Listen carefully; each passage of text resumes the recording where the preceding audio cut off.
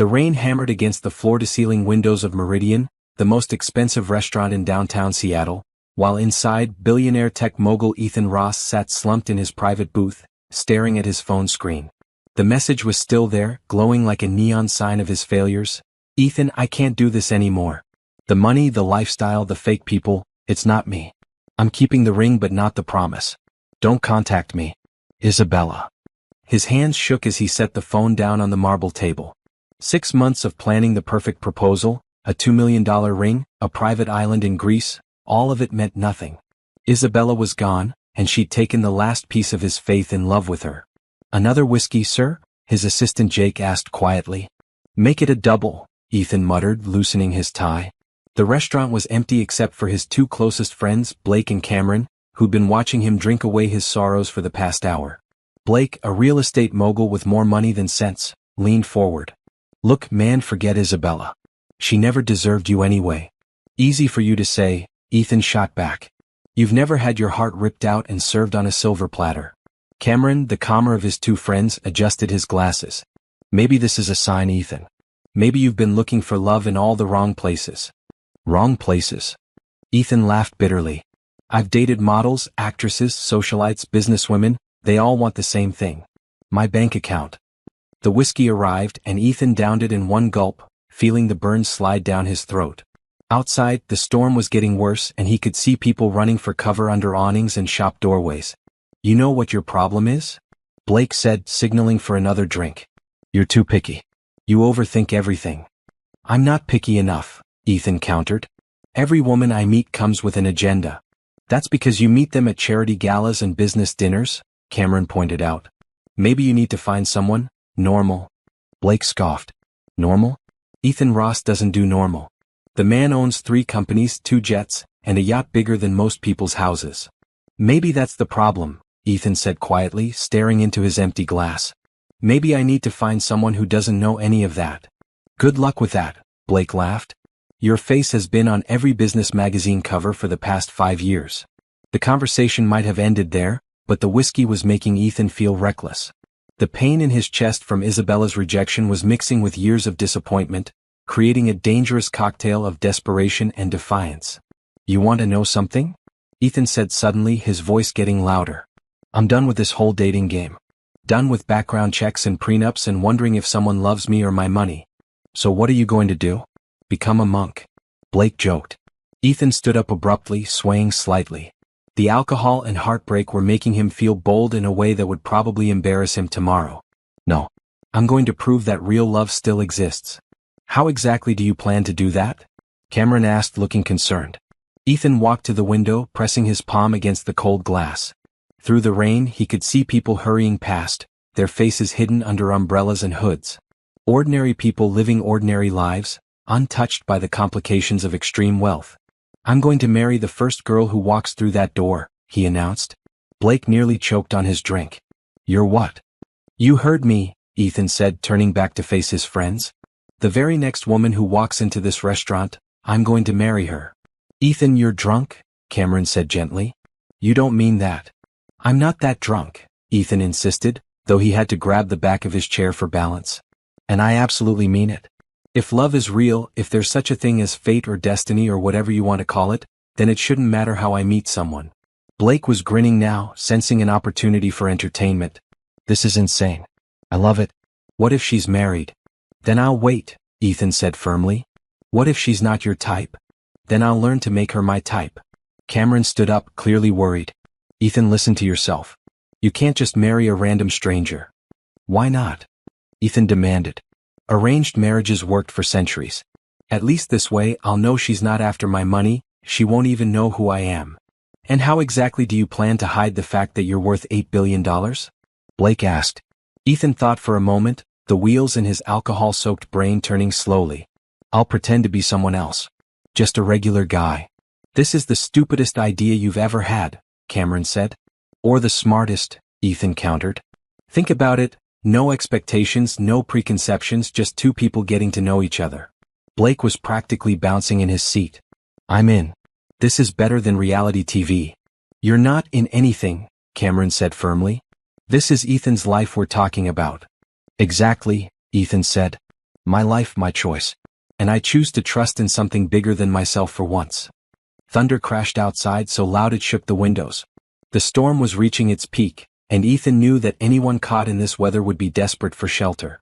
His restaurant stayed open late, and the warm glow from the windows would be like a beacon to anyone looking for refuge. So what are the rules?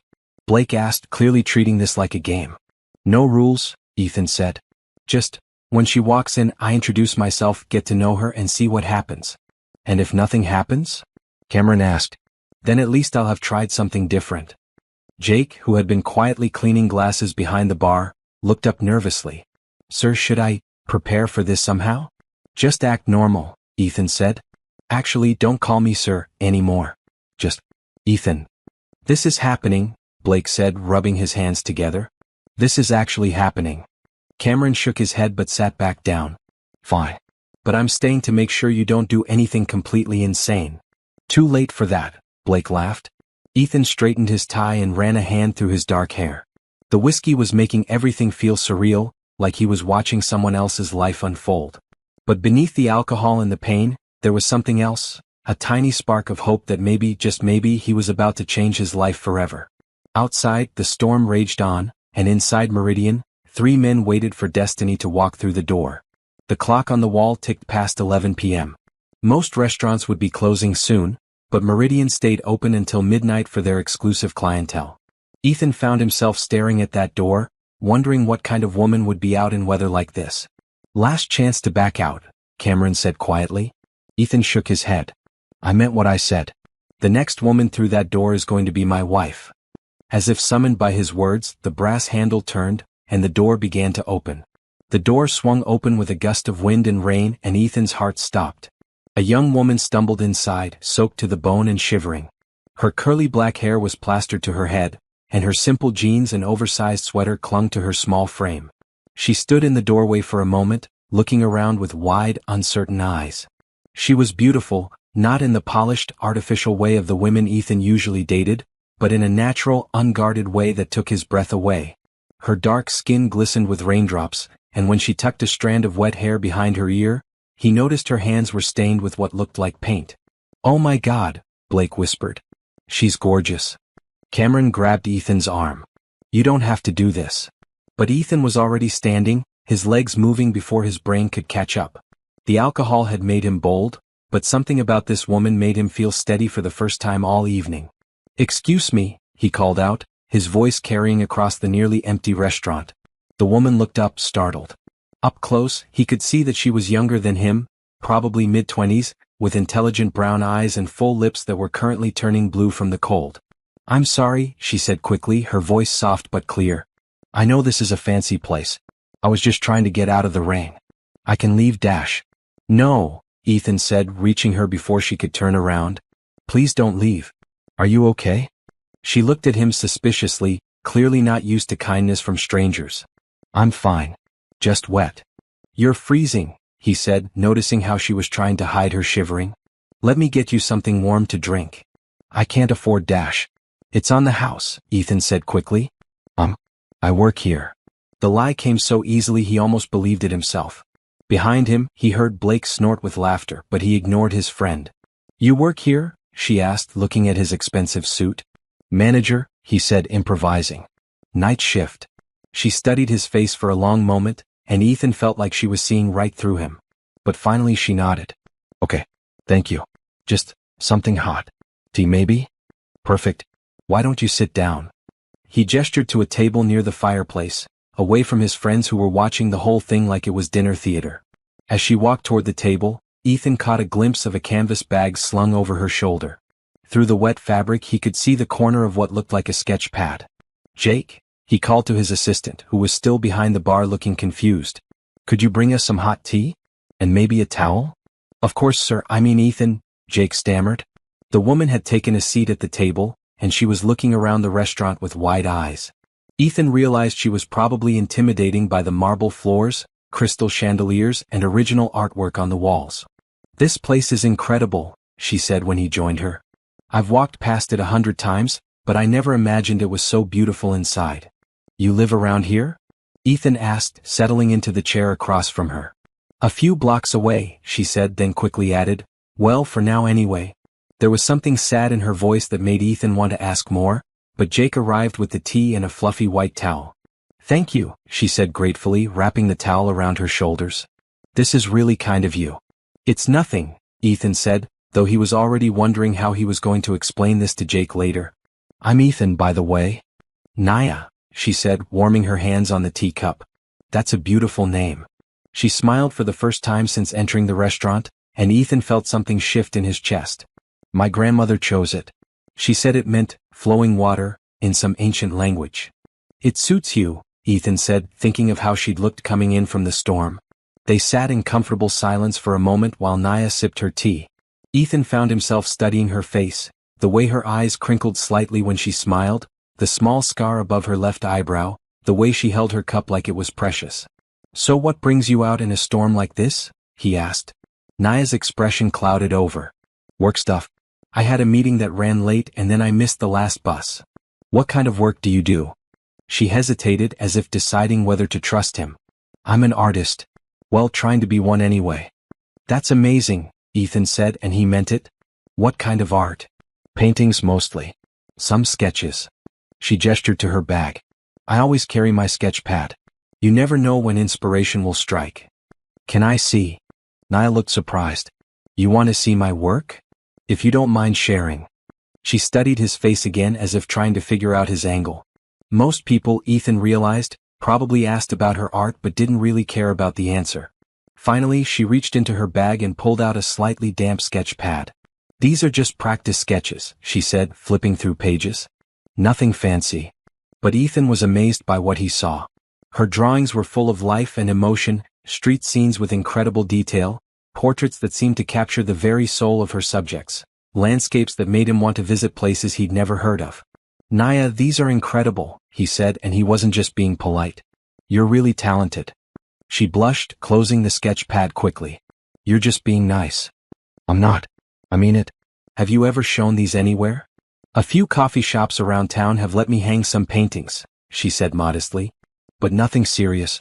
The real galleries, they're not interested in artists like me. What do you mean, artists like you? She gave him a look that suggested he should know what she meant. Artists without connections. Without money for the right schools or the right networking events. Ethan felt a pang of guilt, thinking about all the gallery openings he'd attended simply because he could afford the ticket price. That doesn't seem fair. Life's not fair, Naya said with a shrug, but he could hear the pain behind her casual tone. But that doesn't mean you stop trying. Is that why you're moving? He asked, remembering her earlier comment about living nearby for now. Naya's face fell. My lease is up next month and my landlord is doubling the rent. I can't afford it on what I make from my part-time job. What's your part-time job? I work at a coffee shop downtown. 3 days a week. It's not much, but it pays for supplies and keeps me from starving. Ethan felt another wave of guilt thinking about the $1,000 bottle of whiskey he'd been drinking earlier. Where will you go? I don't know yet, she admitted. Maybe back home to my sister in Portland. She keeps telling me to give up on the art thing and get a real job. But you don't want to give up. No, she said firmly. This is all I've ever wanted to do. I know it sounds stupid. It doesn't sound stupid at all, Ethan interrupted. Following your passion takes courage. Naya looked at him with surprise. Most people think I'm crazy for trying to make a living as an artist. Then they don't understand what it means to love something so much you can't imagine doing anything else. Something in his voice made her lean forward slightly. You sound like you know what that feels like. Ethan paused, thinking about his companies, his innovations, the late nights spent building something from nothing. I do. In a different way maybe, but I do. What's your passion? She asked. For a moment Ethan forgot about his lie. He almost told her about his tech companies, about the satisfaction of solving complex problems and creating solutions that help people. But then he remembered he was supposed to be a restaurant manager. Problem solving, he said finally, which wasn't entirely a lie. I like figuring out how to make things work better. That's why you're good at managing a restaurant, she said with a smile. Something like that. They talked for another hour, and Ethan found himself more captivated with each passing minute. Naya was intelligent, funny, and passionate about life in a way that reminded him why he'd fallen in love with innovation in the first place. She told him about growing up in a small town in Oregon, about her grandmother who taught her to paint, about her dreams of having her own gallery someday. In return, he told her carefully edited versions of his own stories, his love of technology, his complicated relationship with his family, his recent heartbreak, though he left out the part about Isabella being a supermodel. "I should probably go," Naya said finally, noticing that the rain had stopped and most of the restaurant staff had left for the night. "You probably need to close up." "I don't mind staying," Ethan said quickly. "Unless you need to get home?" She hesitated. "Actually, I don't really want this evening to end. It's been nice talking to someone who actually listens." "Then let's not end it," Ethan said. "Are you hungry? I could make us something to eat." "You cook too? I'm full of surprises." She laughed and the sound was like music to his ears. "Okay, but nothing fancy. I feel out of place enough as it is." As Ethan headed to the kitchen to find something simple to prepare, he caught sight of Blake and Cameron, who had been uncharacteristically quiet for the past hour. They were both staring at him with expressions of amazement. "Well?" Blake whispered as Ethan passed their table. "Well, what?" Ethan whispered back. "Are you going to marry her?" Ethan looked back at Naya, who was sketching something in her pad while she waited. In the firelight, she looked like a painting herself, beautiful, serene, and completely unaware of the chaos she just walked into. "Ask me tomorrow," he said softly. 3 weeks had passed since that stormy night, and Ethan found himself living a double life he never could have imagined.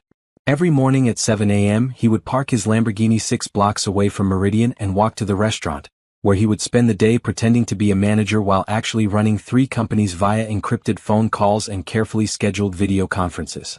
Naya had become a regular at the restaurant, stopping by every few days for coffee and conversation. She always insisted on paying, though Ethan had instructed Jake to charge her half price and put the difference on his personal account. She had no idea that the manager she was slowly falling for was actually the owner of the building, the restaurant, and half the block. This morning was different though. Today was Saturday, and Naya had asked if he wanted to spend the day together outside of the restaurant. She'd suggested they visit the Pike Place Market, something Ethan hadn't done since he was a teenager. "You look nervous," Jake observed as Ethan adjusted his deliberately casual outfit for the 3rd time. He'd chosen jeans and a simple button-down shirt, nothing that would scream billionaire, but he was still worried about being recognized. "I'm not nervous," Ethan lied, checking his reflection in the restaurant's bathroom mirror. "I just want to make a good impression." "Sir, you've been making a good impression for 3 weeks. She clearly likes you." That was true. Their conversations had grown longer and more personal with each meeting. Naya had started bringing her sketch pad specifically to draw him while they talked, claiming he had interesting angles. She told him about her childhood, her fears about her future, and her dreams of painting something that would matter to people. In return, Ethan had shared carefully edited versions of his own life. He told her about losing his parents in a car accident when he was 25, true, about feeling lost and directionless afterward, also true, and about finding purpose in helping people solve their problems, true, though he'd left out the part about making billions doing it. The hardest part was hiding his world from her. When she mentioned struggling to pay for art supplies, every instinct told him to solve the problem immediately. When she worried about finding a new apartment, he wanted to buy her a house. When she talked about her dream of showing her work in a real gallery, he had to physically restrain himself from making a phone call that would make it happen overnight. But he was learning something valuable in the process. For the first time in years, someone liked him for who he was as a person, not what he could provide. Naya laughed at his jokes, listened to his stories, and seemed genuinely interested in his thoughts and opinions. She had no idea he could afford to buy her anything she wanted, and somehow that made every smile, every laugh, every moment of connection feel precious. His phone buzzed with a text from Blake. "How's the fake poor guy act going? Cameron thinks you've lost your mind, but I'm impressed you've kept it up this long." Ethan deleted the message without responding. His friends had been supportive in their own way, but they didn't understand what this meant to him. For the first time since building his first successful app, he felt like he was discovering who he really was underneath all the money and success. At exactly 10 a.m., Naya knocked on the restaurant's glass door. Ethan had been waiting for 15 minutes, too excited to focus on anything else. "Ready for your Pike Place adventure?" she asked with a grin as he let her in. She was wearing a yellow sundress that brought out the gold flecks in her brown eyes, and her hair was pulled back in a way that showed off her graceful neck. She looked beautiful and happy, and Ethan felt his heart do something complicated in his chest. "I should warn you," he said as they walked toward the market, "I haven't done the tourist thing in Seattle for years." That's because you work too much, she said, bumping his shoulder playfully. When's the last time you took a real day off? Ethan thought about it. He'd taken vacations, of course, but they were usually working vacations, business trips disguised as getaways, or retreats where he ended up checking emails by the pool. I honestly can't remember, he admitted. That's sad, Naya said, but her tone was gentle rather than judgmental. Life is happening all around us. We have to stop and pay attention sometimes.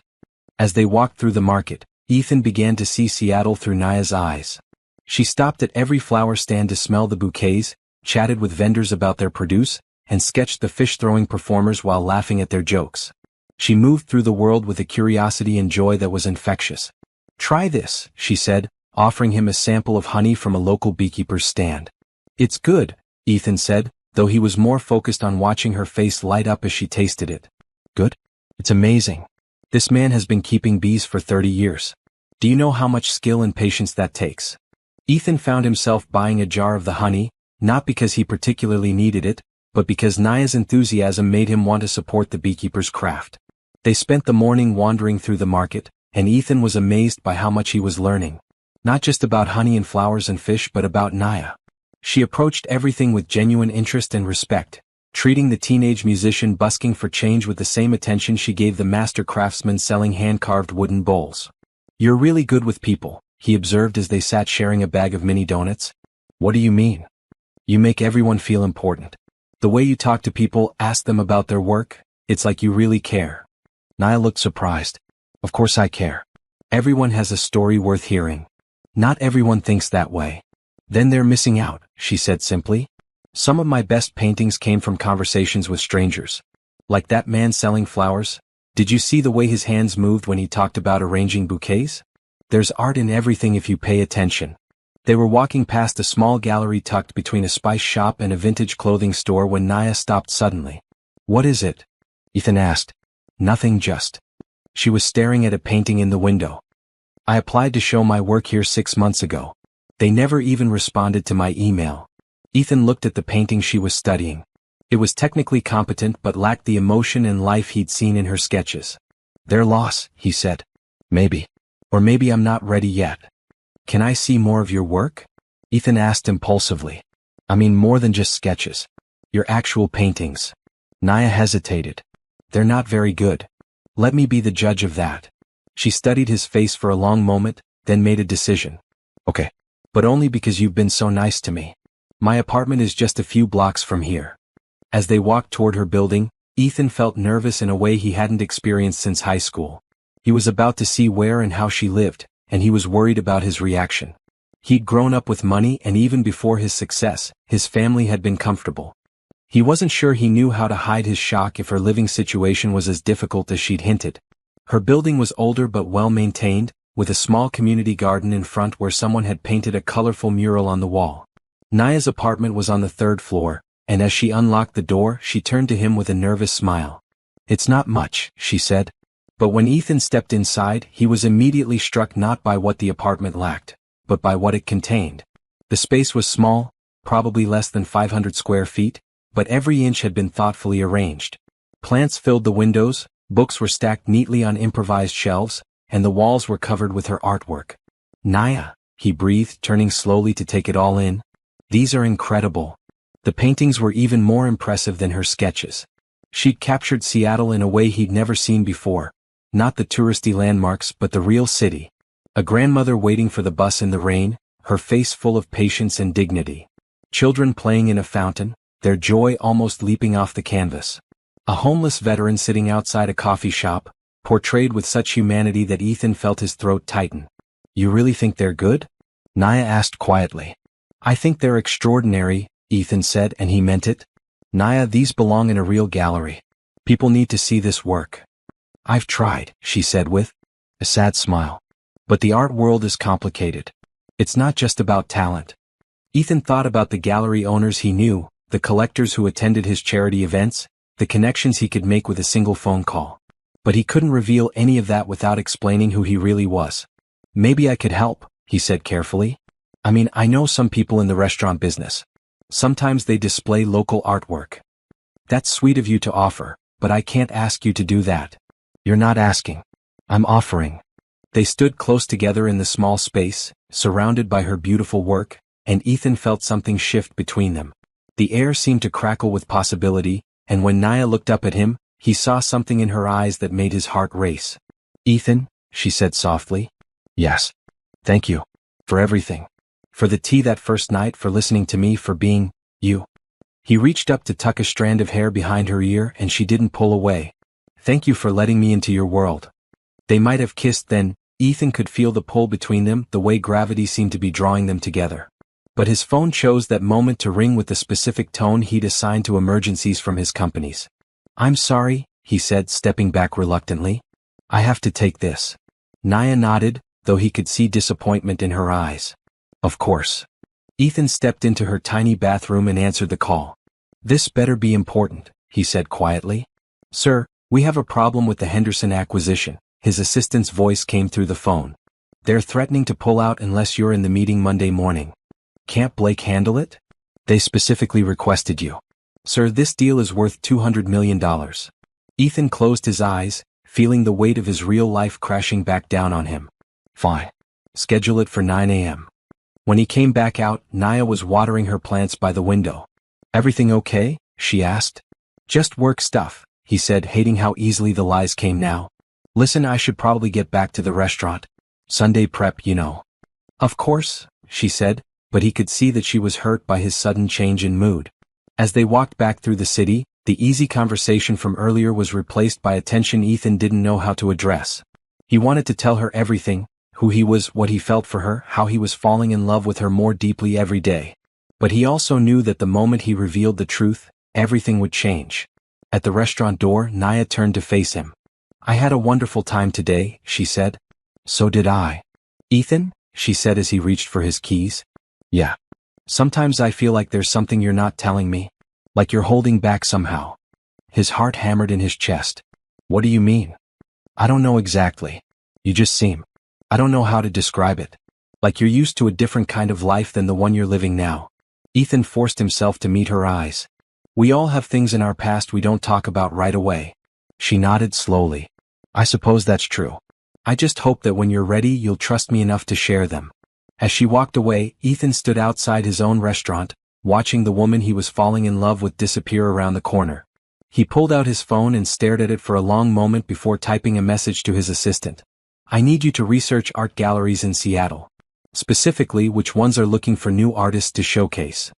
If he couldn't tell Naya the truth yet, at least he could use his resources to help make her dreams come true. Even if she never knew he was the one behind it. The morning sun streamed through the windows of Meridian as Ethai arranged fresh flowers in a vase, something he'd never done before meeting Naya, but something that now felt important. She'd mentioned loving the way flowers made a space feel alive, and he found himself paying attention to details that had never mattered to him before. It had been 2 months since that stormy night, and their friendship had settled into a comfortable rhythm. Naya stopped by the restaurant 3 times a week, always during his lunch break, which he'd invented specifically to spend time with her, and they'd begun taking walks through different neighborhoods in Seattle. What surprised Ethan most was how easy it had become to live this double life. Not the logistics of it, those were increasingly complicated, but the emotional reality. When he was with Naya, he genuinely forgot about board meetings and stock prices and merger negotiations. She had a way of grounding him in the present moment that he'd never experienced before. "You're early today," Jake observed as Ethan finished arranging the flowers. "Naya's coming by at noon," Ethan said, checking his watch. "She wants to show me something." Jake smiled knowingly. Over the past 2 months, Ethan's assistant had become an unwitting accomplice in the charade. He'd learned to address Ethan casually when Naya was around, to treat him like any other employee, and to handle the increasingly complex scheduling required to keep Ethan's 2 worlds separate. "Any idea what she wants to show you?" Jake asked. "No, but she seemed excited about it." The truth was, everything about Naya excited him. The way she got animated when talking about a new painting technique she'd learned. The way she noticed details other people missed, the way light fell across a building, the expression on a stranger's face, the perfect imperfection of a flower wilting in a window box. She was teaching him to see the world differently, and he was falling deeper in love with her every day.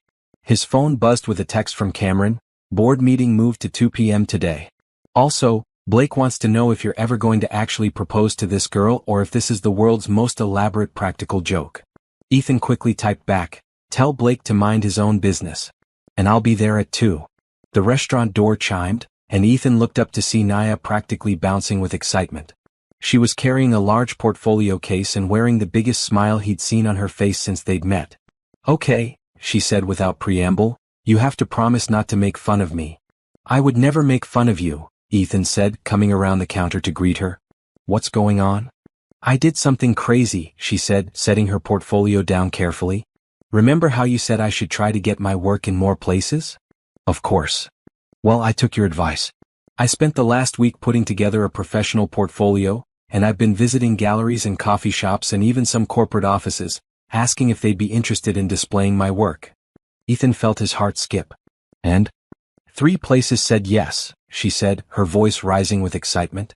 "Not big places but real places where real people will see my paintings." "Naya, that's incredible," Ethan said, and he meant it. He was proud of her for taking the initiative, even as he felt a stab of guilt for not telling her about the calls he'd been making on her behalf. Over the past month, he'd quietly reached out to several gallery owners and business managers in his network, mentioning that he'd heard about a talented local artist who might be worth looking at. He'd been careful not to be too specific or pushy, but he'd planted seeds. Apparently, those seeds were starting to grow. "Want to see the portfolio?" she asked. "Absolutely."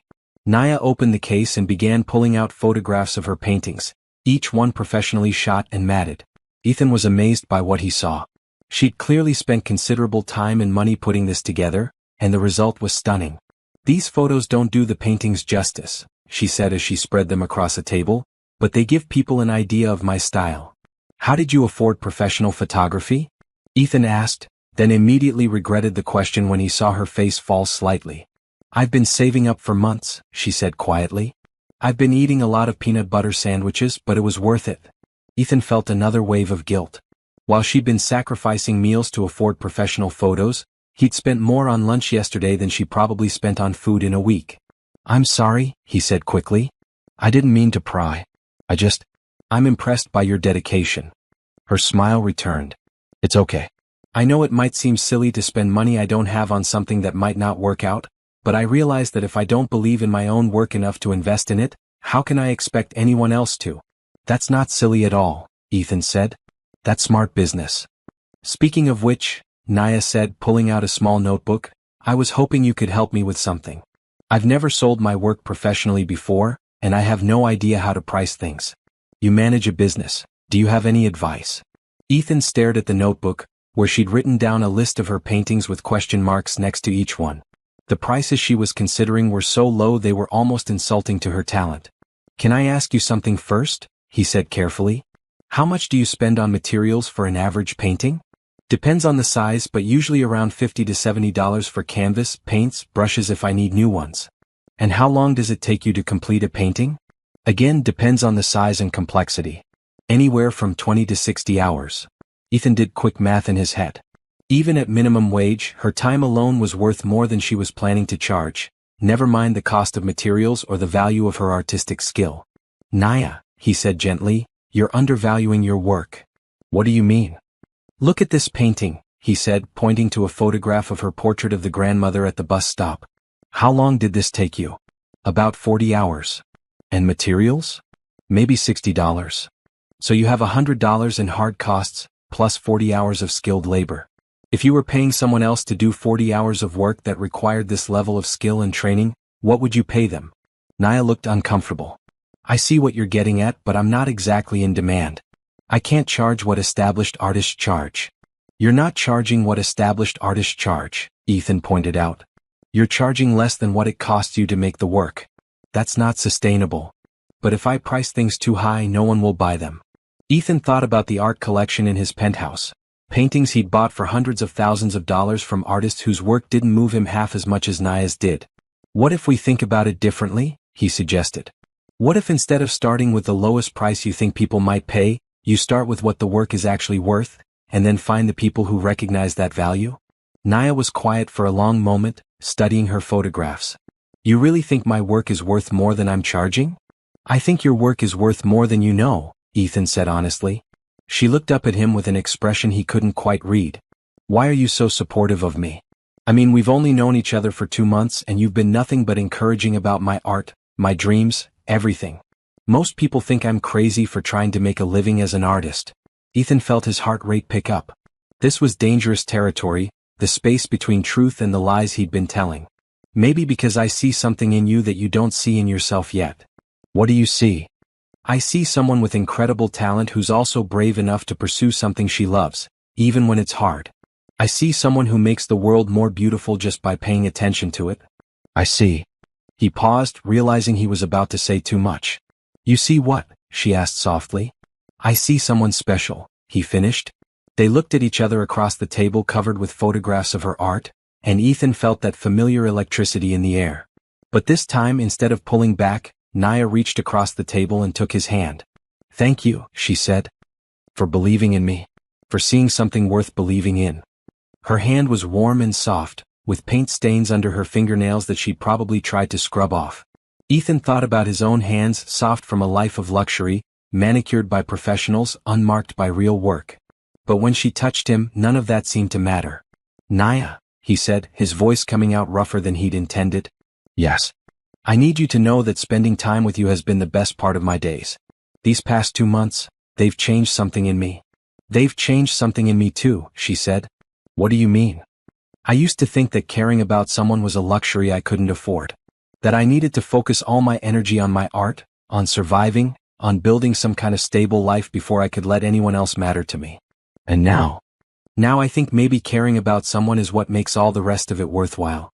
Ethan's phone buzzed in his pocket, probably Cameron reminding him about the board meeting, but he ignored it. Nothing in his other life seemed important compared to this moment. Naya, he said, I need to tell you something. What? But before he could figure out how to begin explaining who he really was, the restaurant door chimed and Blake walked in, looking around curiously. Ethan? Blake called out. Sorry to interrupt, but Cameron sent me to find you. We need to. He trailed off as he noticed Naya. Ethan felt the blood drain from his face. Blake knew exactly who he was, and Blake had never been good at keeping secrets. I'm sorry, Blake said, looking between Ethan and Naya. I didn't realize you were with someone. It's okay, Naya said, starting to gather up her photographs. I should probably get going anyway. No, Ethan said quickly, but she was already packing up her portfolio. Really, it's fine. You have work stuff to deal with. She smiled, but Ethan could see the disappointment in her eyes. Thank you for the pricing advice. I'll think about what you said. As she headed for the door, she turned back. Will I see you later this week? Of course, Ethan said, though he could feel Blake's curious stare burning into his back. After Naya left, Blake whistled low. So that's her. The one who's got you pretending to be a restaurant manager. Blake dash. She's beautiful, Blake continued. And she clearly adores you. So when are you going to tell her the truth? It's complicated. No, it's not. You're in love with her, she's in love with you. Just tell her who you are. She's not in love with me, Ethan said, though his heart hoped otherwise. She likes who she thinks I am. And who do you think you are when you're with her? Ethan paused, considering the question. I think I'm the person I was always supposed to be. Blake studied his friend's face. Then maybe the question isn't whether she'll accept the real you. Maybe the question is whether you're ready to become the real you. As they walked toward the car that would take them to the board meeting, Ethan thought about Blake's words. For 2 months, he'd been living as two different people, the billionaire CEO and the restaurant manager who was falling in love with an artist. But increasingly, the second person felt more real than the first. The question was, what was he going to do about it? 3 months had passed since their first meeting, and Ethan was running out of ways to help Naya without revealing his identity. He'd managed to orchestrate introductions to several gallery owners through carefully worded suggestions to his network, but he wanted to do something bigger, something that would truly launch her career. That's how he found himself standing in an empty gallery space in Pioneer Square at 10 p.m. on a Tuesday night, talking to the owner about hosting a solo exhibition for an emerging artist he'd discovered. The space is beautiful, Ethan said, looking around the white-walled room with its perfect lighting and polished concrete floors. How much for a month-long exhibition? For you, Mr. Ross, the gallery owner, Patricia Chen, smiled.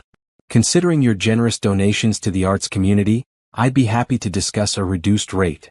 Ethan winced at hearing his real name. He'd been living as Ethan the restaurant manager, for so long that being addressed as a billionaire felt strange. Actually, I'd prefer if my involvement in this remained anonymous. The artist doesn't know I'm helping. Patricia raised an eyebrow. Mysterious. I like that. What's the story? No story, Ethan said quickly. I just believe in supporting talented artists, and this particular artist deserves recognition. And you're sure her work is gallery quality? Ethan pulled out his phone and showed Patricia the photos he'd secretly taken of Naya's paintings during his visits to her apartment. He'd felt guilty about it, but he needed a way to show gallery owners her work without explaining how he'd gotten access to it. Patricia's expression changed as she scrolled through the images. These are extraordinary. The emotional depth, the technical skill. Who is this artist? Her name is Naya Rivers. She's young, unknown, but incredibly talented. I can see that. Yes, I'd definitely be interested in showing her work. When were you thinking? As soon as possible. Next month if you can manage it. Patricia consulted her calendar. I have an opening in 6 weeks. But Mr. Ross, organizing a solo exhibition takes time. There's marketing, catalog preparation, opening night planning. Money is no object, Ethan said. Whatever it takes to do this right. And the artist? What does she know about this? Ethan hesitated. This was the part of his plan that made him most nervous. She doesn't know yet. I want it to be a surprise. That's unusual. Most artists want to be involved in planning their first major exhibition. Trust me, she'll be thrilled. This is her dream. After finalizing the details with Patricia, Ethan drove home to his penthouse, his mind racing with plans. He would need to figure out how to get Naya's paintings to the gallery without her knowing, how to handle the marketing and promotion, and most importantly, how to present this opportunity to her in a way that wouldn't make her suspicious. The next morning, he was waiting at Meridian when Naya arrived for their usual Wednesday coffee date. She looked tired, and there were paint stains on her clothes that suggested she'd been working late into the night. Rough night? He asked as she settled into their regular table. Good night, actually, she said with a smile. I finished 3 new paintings. I've been on this creative streak lately. I think it's because I'm finally starting to believe that someone out there might actually want to see my work. Of course they do. Your work is incredible. You have to say that you're my friend, she said, but she was smiling. Friend. The word hit Ethan harder than he'd expected. Over the past month, their relationship had deepened beyond casual friendship, but neither of them had acknowledged it directly. There had been moments, hands touching over coffee cups, long looks that lasted a beat too long, conversations that felt like they were dancing around something important, but they hadn't crossed that line. Speaking of your work, Ethan said, trying to sound casual, I was wondering if you'd be interested in letting me see your studio setup sometime. I mean, your apartment is great, but I'm curious about your process. Naya looked surprised. You want to see where I paint? If you don't mind. I find the creative process fascinating. It's just a corner of my living room, she said. Nothing fancy. I don't need fancy. I just want to understand how you create something so beautiful. That afternoon, Naya led him up to her apartment, chatting nervously about the mess and apologizing in advance for the smell of turpentine. But when Ethan saw her makeshift studio, he was struck by how perfectly it reflected who she was. She'd set up an easel near the large window, where natural light streamed in during the day. Her paints were organized on a small table with the precision of someone who couldn't afford to waste anything. Brushes were cleaned and sorted by size, and canvases were stacked neatly against one wall. This is where the magic happens, she said, gesturing around the small space. But Ethan was focused on the paintings. There were at least a dozen new pieces he'd never seen before, each one more impressive than the last. One in particular caught his attention, a painting of a man in a suit sitting alone in an upscale restaurant, looking lost and isolated despite the luxury surrounding him. Who is this? He asked, pointing to the painting. Naya blushed. Just someone I observed. I was walking past this expensive restaurant one night, and I saw this man sitting by himself. He looked so lonely despite being surrounded by all these beautiful things. It made me think about how success and happiness aren't the same thing. Ethan stared at the painting, recognizing something uncomfortably familiar in the figure's posture and expression. What do you think his story was? I don't know. Maybe he had everything he thought he wanted but realized it wasn't enough. Maybe he was waiting for something real to come into his life. And did it? Come into his life, I mean. Naya looked at him with an expression he couldn't quite read. I like to think so. I like to think that everyone gets a chance at genuine connection, if they're brave enough to recognize it when it appears. They stood close together in the small space, surrounded by her art, and Ethan felt that familiar pull between them. This time he didn't let his phone or his other life interrupt the moment. "Naya," he said softly. "Yes. I think you're the most remarkable person I've ever met." She stepped closer to him. "Ethan, I need to tell you something." "What?" "I'm falling in love with you." The words hung in the air between them, simple and honest and terrifying. Ethan felt his heart race as he looked into her eyes and saw the vulnerability there, the courage it had taken for her to say what they'd both been feeling. "I'm falling in love with you too," he said. This time when he reached for her, she didn't pull away. Their first kiss was gentle, tentative, as if they were both afraid of breaking something precious. But when she kissed him back, her arms wrapping around his neck, Ethan felt something inside his chest unlock. They broke apart slowly, foreheads resting together. "I was so scared to say that," Naya whispered. "Why?" "Because I've never felt this way about anyone before. Because you matter to me so much it's terrifying." Ethan thought about all the lies he'd told her, all the ways he'd hidden his real life from her. She thought she was falling in love with a restaurant manager who lived a simple life. What would happen when she learned the truth? "Naya," he said, "there are things about me you don't know." "I know the important things," she said. "I know you're kind and thoughtful. I know you listen when I talk and you believe in my dreams. I know you make me want to be braver, to take bigger risks. What if those other things changed how you felt about me?" She studied his face. "Are you married?" "No." "Are you a criminal?" "No." "Do you care about me?" "More than I've ever cared about anyone." "Then I can't imagine what else would matter." Ethan wanted to tell her everything right then, about his companies, his wealth, the gallery exhibition he was planning for her. But looking at her face, seeing the trust and love in her eyes, he couldn't bear the thought of watching that expression change. "I care about you too," he said instead. "More than you know." They spent the rest of the afternoon in her apartment, talking and kissing and making plans for the weekend. When Ethan finally left, he felt like he was walking on air. She loved him. Despite all his fears and complications, Naya Rivers loved him. But as he drove home to his penthouse, reality came crashing back. His phone had been buzzing all afternoon with missed calls and messages from his office. There was a crisis with one of his acquisitions, a problem that required his immediate attention. By the time he dealt with the emergency, it was past midnight, and he was exhausted. As he stood in his marble bathroom looking at his reflection in the mirror, he wondered how much longer he could keep living two separate lives. In 6 weeks, Naya would walk into that gallery and see her paintings displayed in a professional exhibition for the first time. It would be the surprise of her life, the realization of her biggest dream. The question was, would she still love him when she realized who had made it possible? The eviction notice was taped to Naya's apartment door when she came home from her shift at the coffee shop. Ethan saw it before she did. He'd been waiting in the hallway with takeout from her favorite Thai restaurant, planning to surprise her with dinner. "What's that?" she asked, but her voice already carried the weight of someone who knew bad news when she saw it. She tore the notice off the door and read it quickly, her face falling with each line. 30 days, she said quietly. "I have 30 days to find a new place or pay double rent." Ethan felt his chest tighten. Double rent? Can they do that? Apparently they can. Naya unlocked her door with shaking hands. The building was sold to a development company. They want everyone out so they can renovate and charge higher rent. Inside her apartment, she sank onto her small couch, still holding the notice. Ethan sat beside her, wishing he could fix this with a phone call, knowing he couldn't without revealing everything. "What are you going to do?" he asked. "I don't know." Her voice was barely above a whisper. "I've been looking at apartments for weeks, but everything I can afford is either too far from the city or—" She gestured helplessly. "Or what?"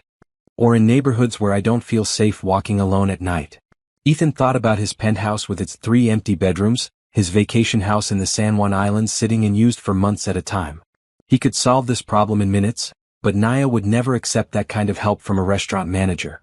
"What about staying with friends temporarily?" he suggested. "I don't really have friends like that," Naya admitted. "I mean, I have people I'm friendly with, but no one I'm close enough to ask for a place to stay." "Family?" "My sister in Portland, but she's made it clear she thinks I should give up on art and get what she calls a real job. Moving in with her would mean admitting defeat." They sat in silence for a moment, and Ethan could practically see her mind racing through options and finding each one inadequate. "How much would you need for a deposit on a new place?" he asked carefully. Naya looked at him with surprise. "Ethan, I can't ask you for money." "You're not asking. I'm offering. You work at a restaurant. You can't have that much saved up. If only she knew. Ethan made more in interest each day than most people made in a year. But restaurant manager Ethan wouldn't have access to that kind of money. I've been saving, he said. And I care about you. Let me help. I can't take your savings. Why not? Because what if something happens to you? What if you need that money for an emergency? Ethan almost laughed at the irony. The only emergency in his life was figuring out how to help the woman he loved without destroying the relationship he'd built on lies. Naya, please. Let me do this. She looked at him with tears in her eyes. You don't understand. It's not just the deposit. It's first month's rent, last month's rent, and moving costs. We're talking about thousands of dollars. How much exactly? She pulled out her phone and showed him her notes app, where she'd been tracking rental prices and requirements. The numbers made Ethan's heart sink, not because they were high, but because they represented such a huge burden for her. $5,000, she said. Just to move into a decent one-bedroom apartment. I have maybe $800 saved up. Ethan thought about the watch on his wrist, which had cost more than her entire moving budget. What if we figured out a way to make it work? Together? What do you mean? He wasn't sure what he meant. The words had come out before he'd thought them through. I mean, what if we moved in together? Naya stared at him. Are you serious? I think I am. And suddenly he was. The idea of waking up next to her every morning, of sharing meals and conversations and quiet moments, felt like something he wanted more than anything. We could find a two-bedroom place, split the costs. Ethan, we've been dating for 3 weeks.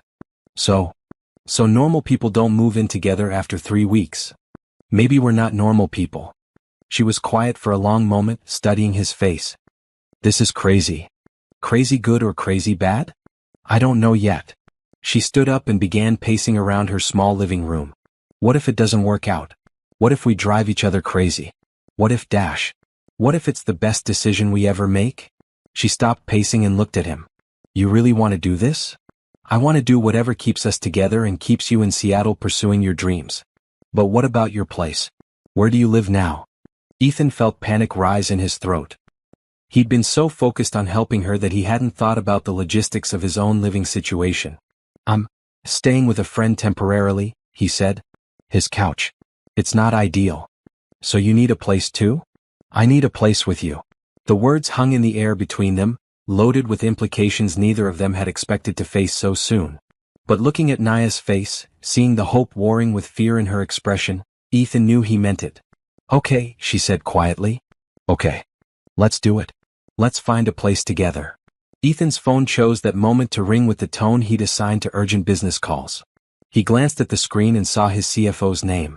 I'm sorry, he said to Naya. I need to take this quickly. He stepped into her tiny bathroom and answered the call. This better be important, Marcus. Sir, we need you at the office. There's been a development with the Chin Industries acquisition that requires immediate attention. Can't it wait until tomorrow? Sir, this is a $40 billion deal. The lawyers are standing by.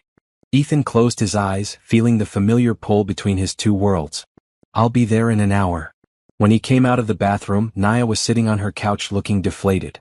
Work emergency? She asked. Something like that. I'm sorry I have to go. It's okay. I understand. But Ethan could see that she didn't understand, not really. How could she? From her perspective, he was choosing to leave her on one of the worst days she'd had in months to deal with restaurant business that couldn't possibly be so urgent it couldn't wait. We'll start looking at apartments this weekend, he said, kissing her forehead. I promise. Sure, she said, but her voice lacked the enthusiasm from earlier. As Ethan drove to his office building, he called Blake. I need your help, he said as soon as Blake answered. Let me guess. More complications in your double life. Naya's being evicted. We decided to move in together. Blake was quiet for a moment. You decided to what? It made sense in the moment. Ethan, you live in a penthouse that costs more per month than most people make in a year. How exactly are you planning to live with her? I'll figure it out. This is getting out of hand. You need to tell her the truth. I can't. Not yet. Why not? Ethan thought about the gallery exhibition now just 4 weeks away. He'd wanted to wait until after the opening to reveal his identity, to give her that moment of triumph without the complication of learning about his deception. I have something planned, he said. A surprise for her. After that, I'll tell her everything. What kind of surprise? The kind that will either make her forgive me for lying or make her never want to see me again. Ethan dash. I have to go. I'm walking into a meeting. The next few days passed in a blur of apartment hunting and increasingly complicated logistics. Ethan found himself viewing rental properties that cost less than what he typically spent on dinner, trying to act enthusiastic about places with thin walls and outdated appliances. But watching Naya's face light up when she found an apartment with good natural light for painting made all the complications worthwhile. She'd found a 2-bedroom place in Capitol Hill, not perfect, but affordable and in a neighborhood where she felt comfortable walking alone at night. The second bedroom would be perfect for a studio, she said, measuring the space with her hands. And look at these windows. It's perfect, Ethan agreed, though he was secretly calculating how quickly he could have the place renovated to make it more comfortable for her. We can afford this, she said, looking at the rental application with excitement. Split between us, it's actually reasonable. That night, they celebrated with cheap wine and takeout pizza in her current apartment, surrounded by moving boxes and planning their future together. Naya fell asleep curled against his side on her small couch, and Ethan lay awake thinking about what he was getting himself into. In 3 weeks, she would walk into the gallery and see her work displayed professionally for the first time. She would realize that someone with serious money and connections had orchestrated the exhibition. The question was, would she figure out it was him before he found the courage to tell her? His phone buzzed with a text from Patricia at the gallery. Marketing materials are ready for approval. When do you want to tell the artist about the exhibition? Ethan looked down at Naya sleeping peacefully in his arms and typed back, soon. Very soon. But as he held her close, breathing in the scent of her hair and feeling the steady rhythm of her heartbeat, he wondered if he was making the biggest mistake of his life. Ethan stood outside the Meridian Gallery, watching through the window as Patricia and her team made final adjustments to Naya's exhibition. The walls were lined with her paintings, each one professionally lit and accompanied by elegant placards with her name and the title of the work. It was exactly what he'd envisioned, a proper showcase for her incredible talent. In 2 hours, the opening reception would begin. In 2 hours, Naya would walk through those doors and see her dreams made real. And in 2 hours, Ethan would have to find a way to explain how a restaurant manager had orchestrated one of the most impressive art exhibitions Seattle had seen all year. His phone buzzed with a text from Jake. Sir, should I prepare the restaurant for tonight? Will you be bringing Ms. Rivers by after the gallery opening? Ethan typed back, not sure. Depends on how tonight goes. That was an understatement. Depending on how Naya reacted to the surprise, tonight would either be the beginning of their real relationship or the end of everything they'd built together. Ethan? He turned to see Cameron approaching, looking concerned. What are you doing here? I wanted to see the gallery before tonight, Ethan said. Make sure everything looks perfect. Cameron peered through the window at the exhibition. It's impressive. She's really talented. She is. And she still doesn't know you're behind this? She thinks some anonymous benefactor discovered her work and decided to give her a chance. Which is technically true, Cameron pointed out. Technically. They stood in comfortable silence for a moment, watching the gallery staff make final preparations. Are you going to tell her tonight? Cameron asked. I have to.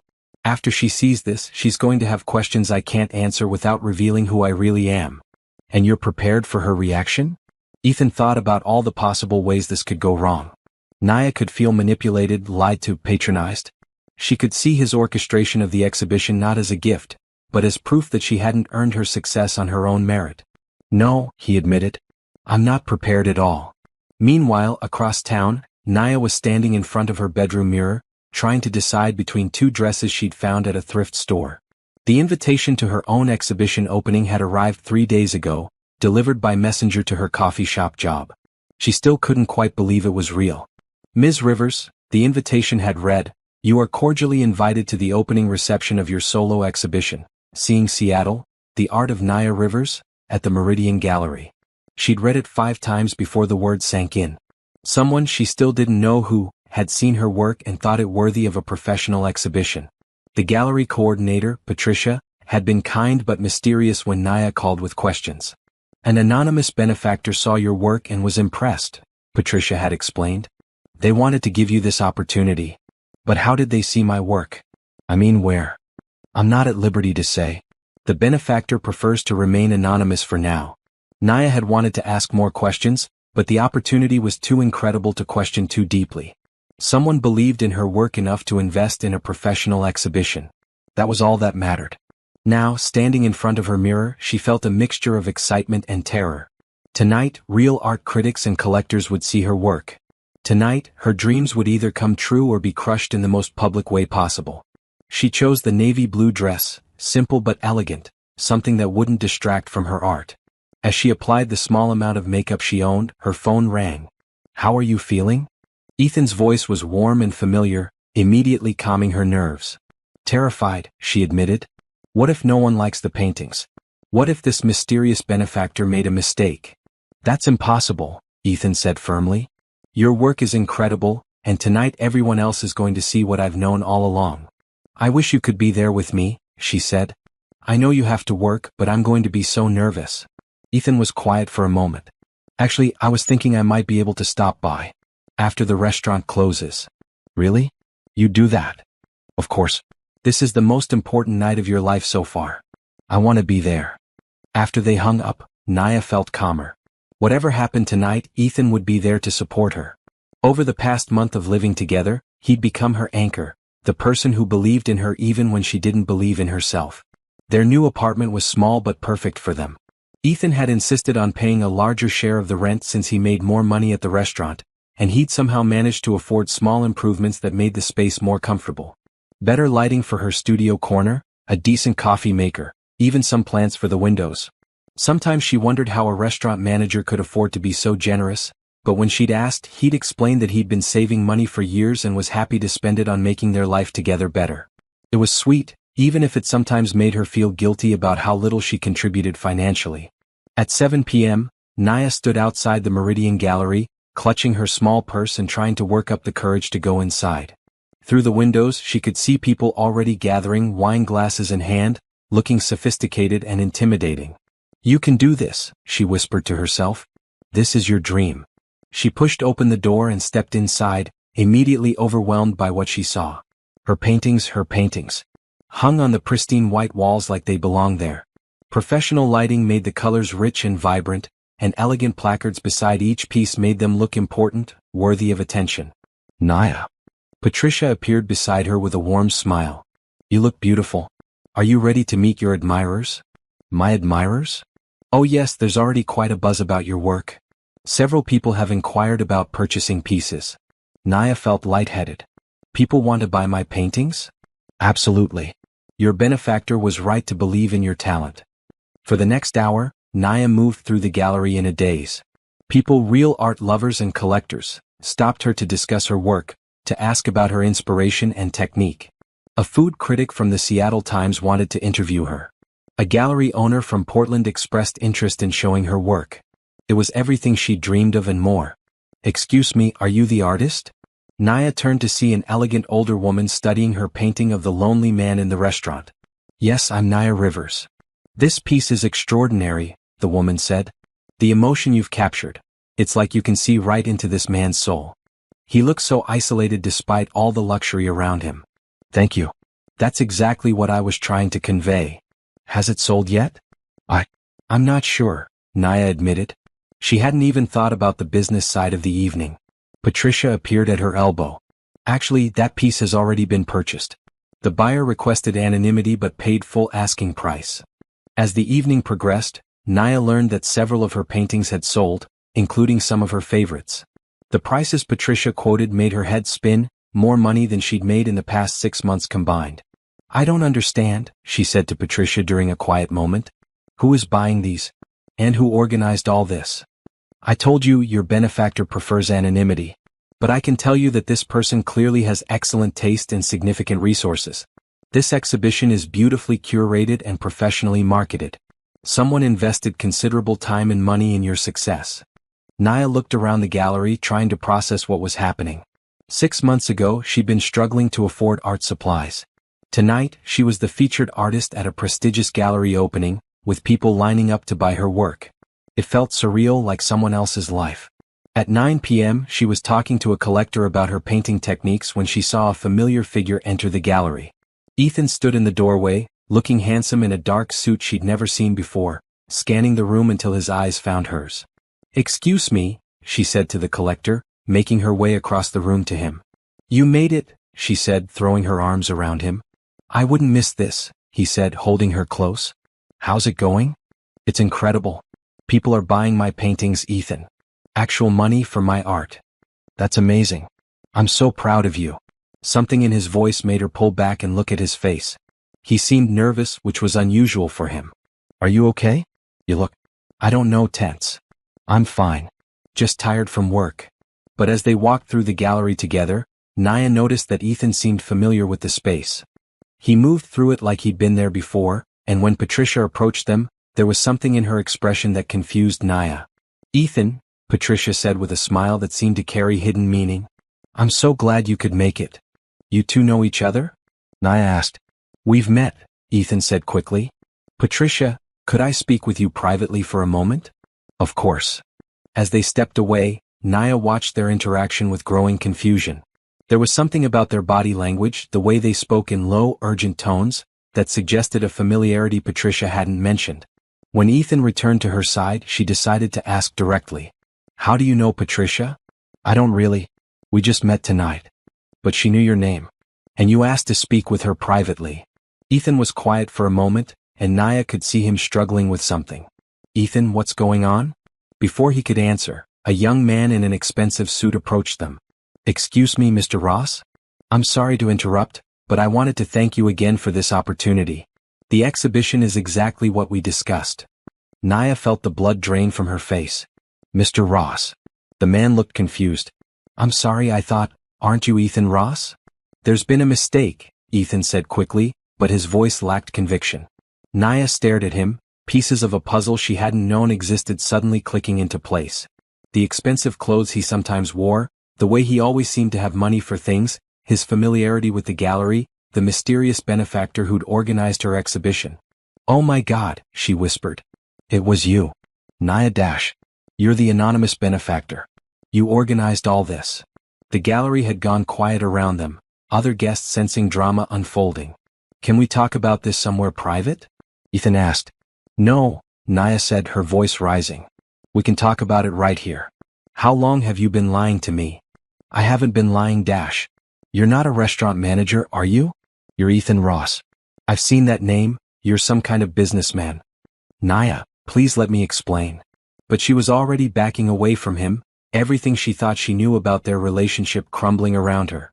The man she'd fallen in love with, the man she'd moved in with, the man she'd trusted with her heart and her dreams, he'd been lying to her about everything.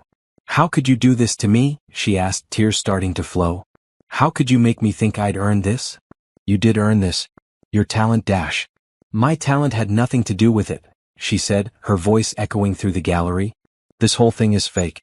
It's just you playing with my life like I'm some kind of charity case. That's not what this is. Then what is it? What am I to you? Some kind of project? A way to feel good about yourself. Ethan looked stricken. You're the woman I love. You don't love me, Naya said, wiping tears from her cheeks. You love the idea of me. The poor little artist you could rescue and mold into your perfect girlfriend. That's not true. Isn't it? She gestured around the gallery.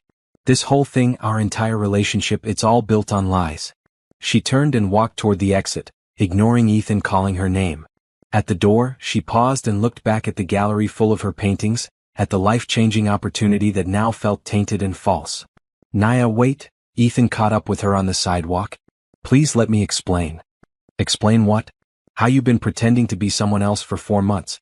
How you manipulated me into falling in love with you. I never manipulated you. My feelings for you are real. But everything else is fake, she said.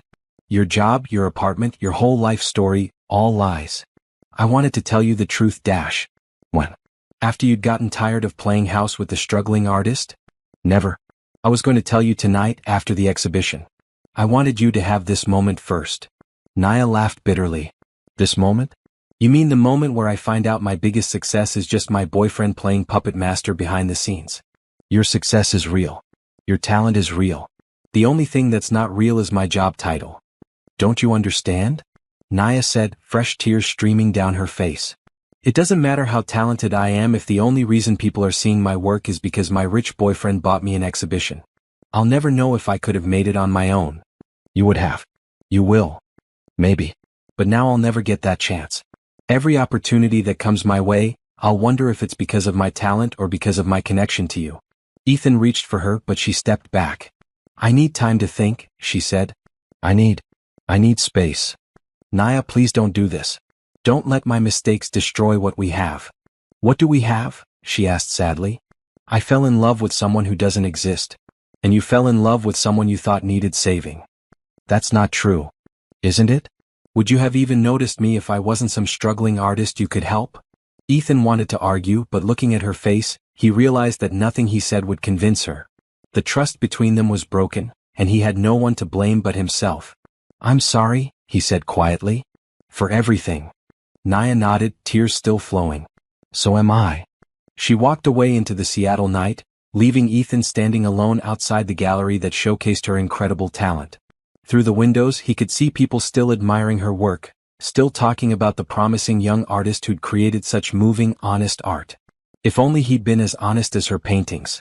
Naya didn't go home that night. She couldn't face the apartment she shared with Ethan, couldn't bear to see his things mixed with hers, reminders of the life they'd built on a foundation of lies.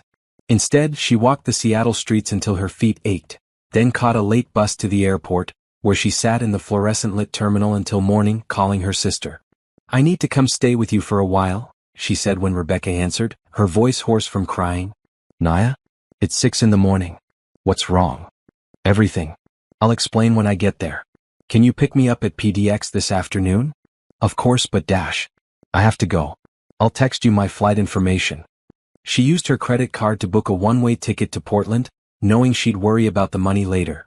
Right now, she just needed to get away from Seattle, away from the gallery where her dreams had come true and been destroyed in the same night, away from Ethan and his complicated, expensive world.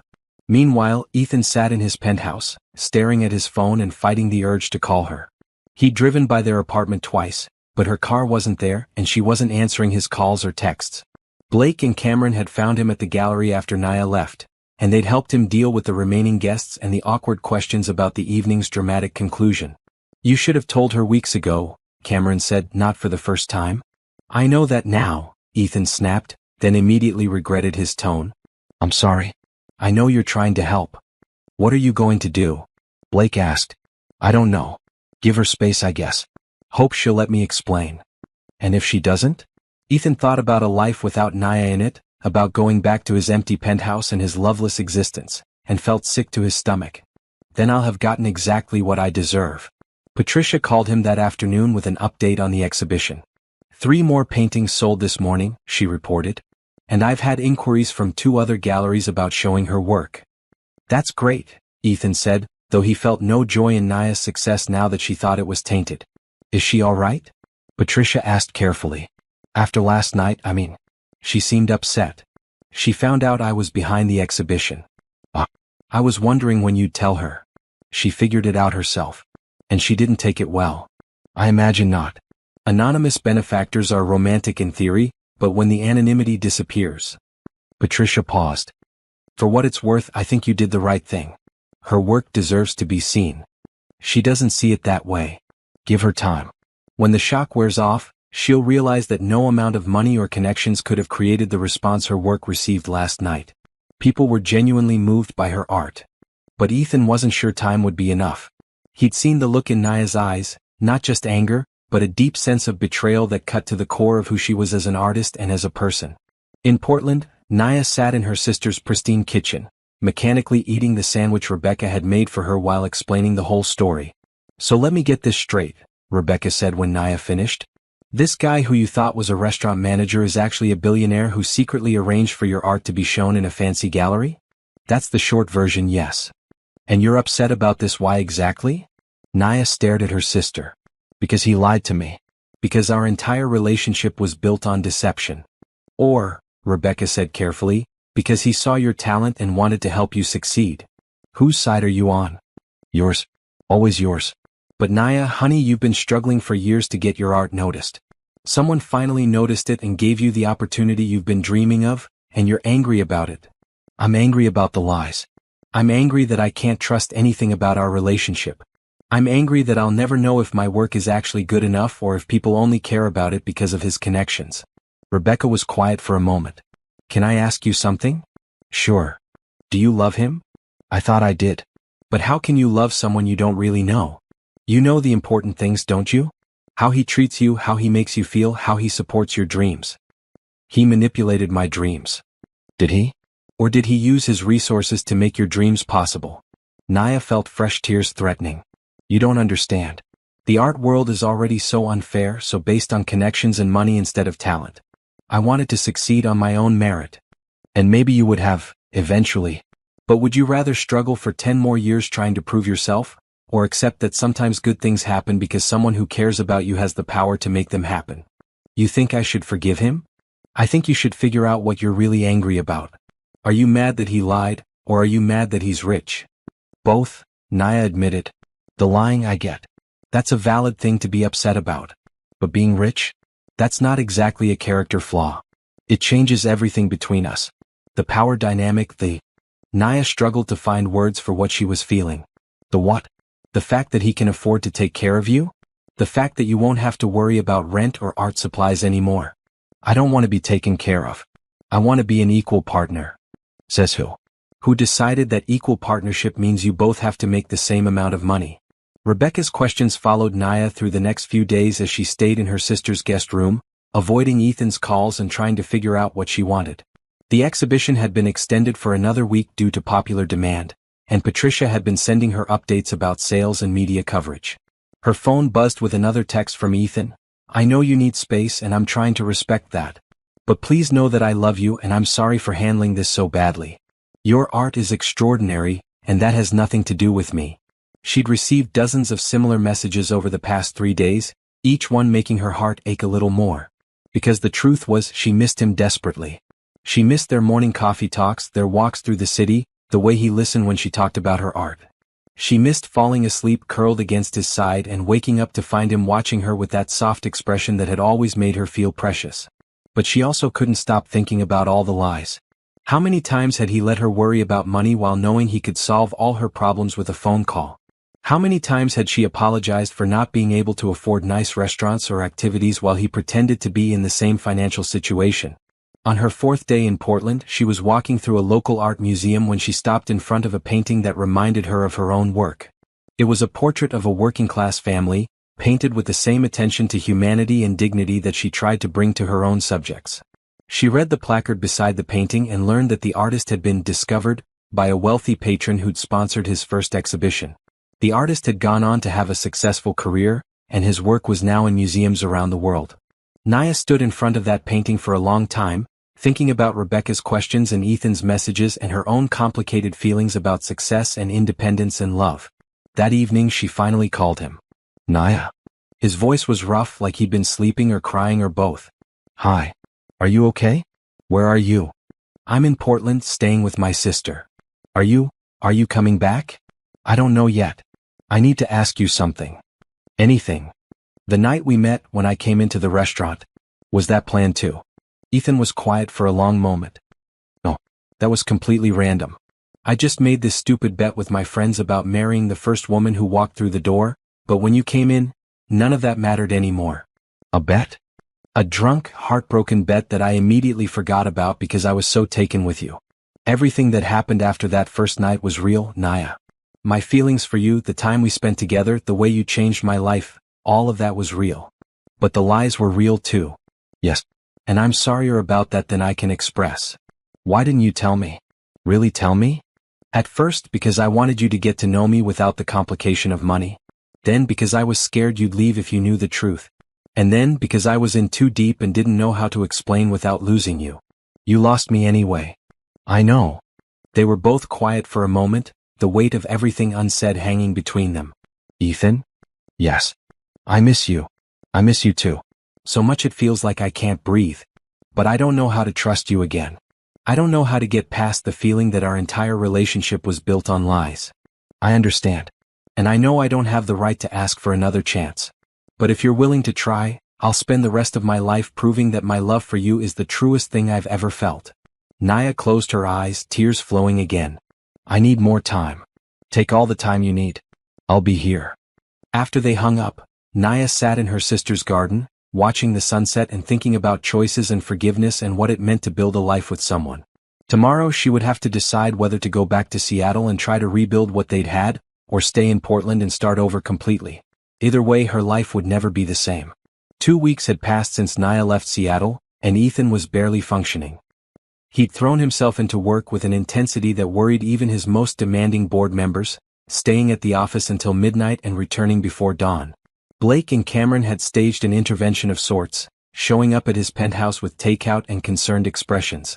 "This has to stop," Cameron said, looking around at the pristine apartment that felt more like a mausoleum than a home. "You're going to make yourself sick." "I'm fine," Ethan lied, though his reflection in the mirror that morning had shown a man who'd lost weight and gained dark circles under his eyes. "No, you're not," Blake said bluntly. "You're miserable, and you're making everyone around you miserable too. Jake said you snapped at a waiter yesterday for refilling your water glass." Ethan winced. He barely remembered the incident, but it sounded like something he might have done in his current state. "I apologized. That's not the point. The point is that you're falling apart, and sitting here feeling sorry for yourself isn't going to bring her back." "She doesn't want to come back," Ethan said quietly. "She's made that clear." "Has she? When's the last time you talked to her?" 4 days ago. She said she needed more time. "So give her time, but don't give up. Do something productive instead of wallowing." Cameron leaned forward. "What would make her happy? What would show her that your feelings are real?" Ethan thought about it. "Her art. She wants her work to succeed on its own merit, without any connection to me. So make that happen." "How?" Blake grinned. "I have an idea. But you're not going to like it."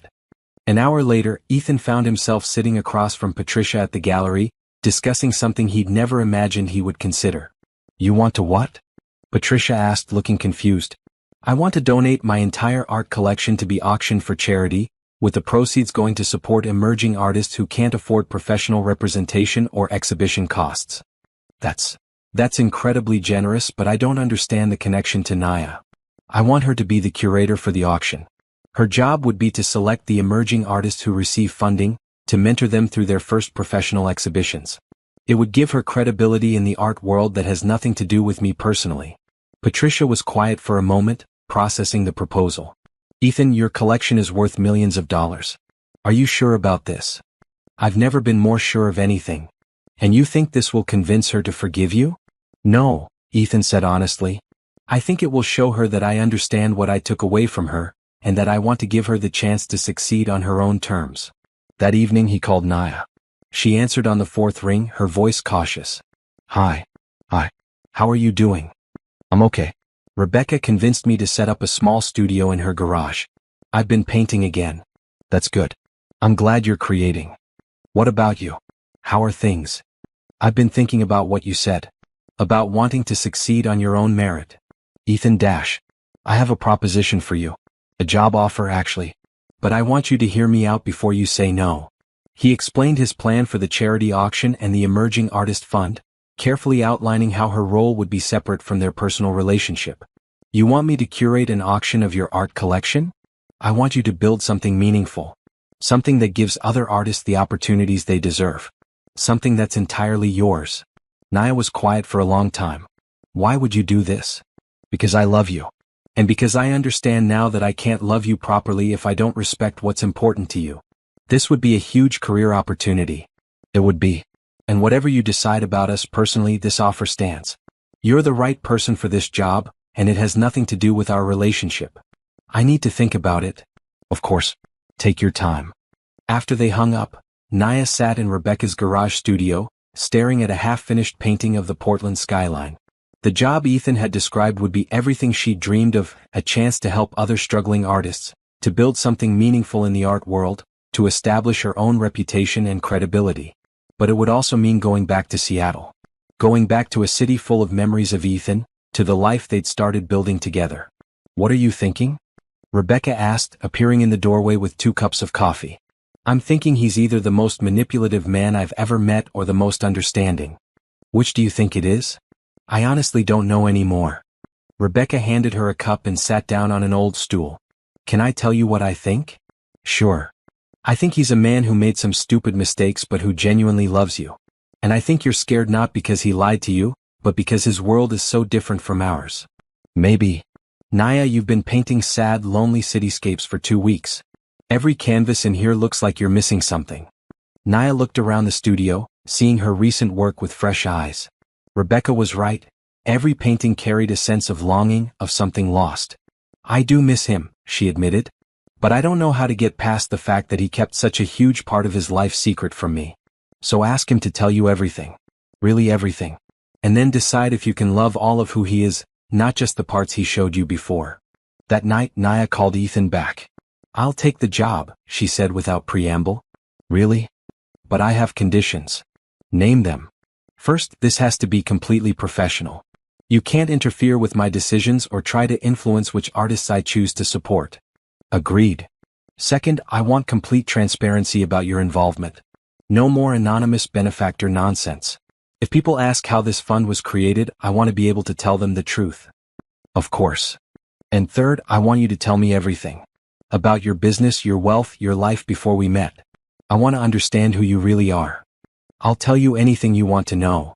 Okay. I'll be back in Seattle on Sunday. Naya? Yes. Thank you for giving me this chance. I'm not giving you a chance, Ethan. I'm giving myself one. The chance to build something I can be proud of, and the chance to figure out if I can love the real you as much as I love the person I thought you were. As she hung up, Naya felt something she hadn't experienced in weeks: hope.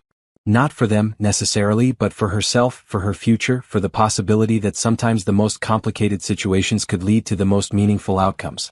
In 3 days she would return to Seattle and start building something new. Whether that something included Ethan remained to be seen. Naya's hands shook as she stood outside the coffee shop where she'd arranged to meet Ethan. 3 months had passed since she'd returned to Seattle to start the Emerging Artist Fund. 3 months of working closely with him on the project while carefully maintaining professional boundaries. The fund had been an incredible success. They'd already supported 12 emerging artists with their first professional exhibitions, and Naya had gained recognition as a thoughtful curator and advocate for underrepresented voices in the art world. But today was different. Today was the final day of her original exhibition at the Meridian Gallery, the one that had started everything. Patricia had organized a closing reception, and Naya had finally worked up the courage to ask Ethan to attend with her. Not as her boss or her business partner, but as the man she was still trying to figure out how to love. You're early, Ethan's voice came from behind her. She turned to see him approaching, looking nervous and hopeful in equal measure. Over the past 3 months she'd learned so much about who he really was. He'd been true to his word about transparency, answering every question she'd asked about his business, his wealth, his past relationships. She'd even met his friends Blake and Cameron, who'd apologized for their role in his deception and who'd become surprisingly good friends to her as well. I wanted some time to think, she said, before we go in there. And what have you been thinking about? Naya looked at him, this man who had turned her world upside down in the most complicated way possible. I've been thinking about the night we met. About how scared I was walking into that restaurant in the storm.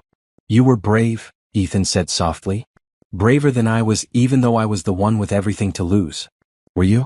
Did you really have everything to lose? I thought I did. I thought if you knew who I really was, you'd see me the way everyone else did, as a bank account with a person attached. And now? Now I know that the only thing I really had to lose was you. They stood facing each other on the busy Seattle street, people walking around them, cars rushing past, the world continuing as if this wasn't the most important moment of Naya's life.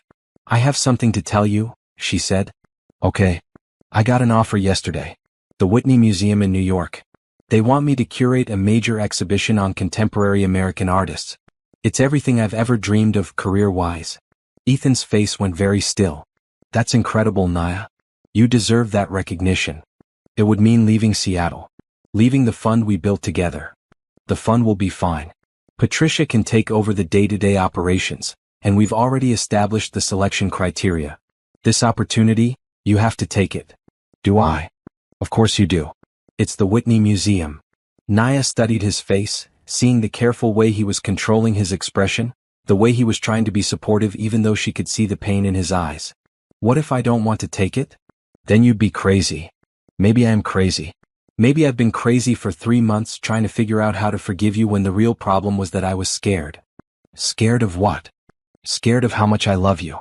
Scared of what it means to build a life with someone whose world is so different from mine. Scared that I'm not strong enough to be your equal partner. Naya. But I've realized something over these past 3 months working with you, seeing how you really operate in your world. You've never once treated me as anything less than your equal. Even when you were lying about who you were, you respected my opinions, my dreams, my independence. Because you are my equal. In every way that matters. I know that now. And I know something else. What? I know that I don't want the Whitney job. I want to stay here with you, building something meaningful together. I want to expand the fund, maybe start a foundation. I want to help more artists find their voices. Are you sure?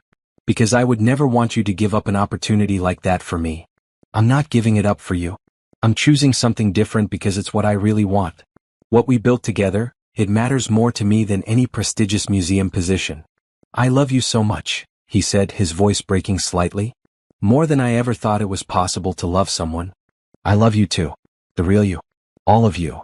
Even the billionaire part? Especially the billionaire part, she said with a smile. Because it means you have the resources to help us change the art world for the better. So what happens now? Now we go into that gallery together as partners in every sense of the word. And after the reception, we go home to our apartment and figure out what comes next. Our apartment? Well, I assume you're tired of pretending to live in that tiny place in Capitol Hill. I've seen your penthouse, Ethan. The view is much better. He laughed, the first genuine laugh she'd heard from him in months. Are you sure you're ready for that? The penthouse, the lifestyle, all of it? I'm ready for us. Everything else we'll figure out together.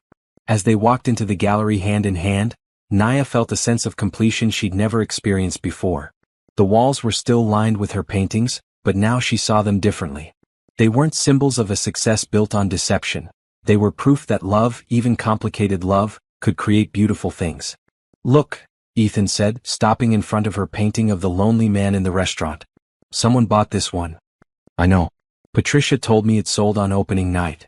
Do you want to know who bought it? Who? Me. It was the first one I purchased even before you knew I was involved. Why? Because when I looked at it, I saw myself. Who I was before I met you. And I wanted to remember that feeling so I'd never take what we have for granted. Naya felt tears welling up in her eyes. What are you going to do with it? I was thinking we could hang it in our home. As a reminder of how we found each other. Our home. Ethan dropped to one knee right there in the middle of the gallery, pulling a simple, elegant ring from his pocket. The other guests began to notice, conversations stopping as people realized what was happening. Naya Rivers, he said, his voice steady despite the tears in his eyes, I know I did everything backwards. I know I should have been honest from the beginning. But I also know that you are the love of my life, my creative partner, my equal in every way that matters. Will you marry me? Naya looked down at him, this brilliant, complicated, generous man who had changed her life in ways she was still discovering. She thought about the storm that had brought them together, about all the lies and misunderstandings and moments of doubt that had led them to this moment. Yes, she said loud enough for the entire gallery to hear. Yes, I'll marry you. As he slipped the ring onto her finger and stood to kiss her, the gallery erupted in applause. Patricia was crying, Blake and Cameron were cheering, and strangers were taking photos of what would surely become a legendary story in Seattle's art community. I have one condition, Naya said when they broke apart. Anything. No more lies. No more secrets. If we're going to do this, we do it with complete honesty. Deal. Starting now. Good. Then I should probably tell you that I've been working on something in secret too. Ethan looked alarmed. What? Naya smiled mischievously. I've been planning a surprise exhibition. 20 emerging artists from around the country, all showing their work for the first time. I wanted to wait until after tonight to tell you, but since we're being completely honest. That's incredible. When? Next month. I was hoping my newly announced fiancé might want to attend the opening with me. I wouldn't miss it for the world. As they spent the rest of the evening celebrating with friends and strangers, accepting congratulations and fielding questions about their future plans, Naya reflected on how strange life could be. 6 months ago, she'd been a struggling artist with no prospects and no hope of breaking into the art world. Tonight, she was an engaged woman with a thriving career and a partner who believed in her dreams as much as she did. What are you thinking about? Ethan asked as they finally left the gallery, walking hand in hand through the Seattle streets. I'm thinking about that storm, she said. The night we met. I was so scared of everything, of being alone, of failing as an artist, of never finding someone who understood me. And now I know that sometimes the best things in life come from the storms we're brave enough to walk through. They stopped in front of their building, Not the small apartment they'd shared when he was pretending to be a restaurant manager, but the penthouse that would soon become their real home together. Ready to start our life together? Ethan asked. The real one this time? I've been ready since the night I walked into that restaurant, Naya said. I just didn't know it yet. As they rode the elevator up to their future, Naya thought about all the artists who would benefit from the foundation they were building together, all the dreams they would help make real, all the love stories that might begin because two people had been brave enough to trust each other with the truth. Outside, Seattle glittered in the darkness, full of possibility and promise. And inside the elevator, two people who had found each other in a storm held hands and planned the rest of their lives together.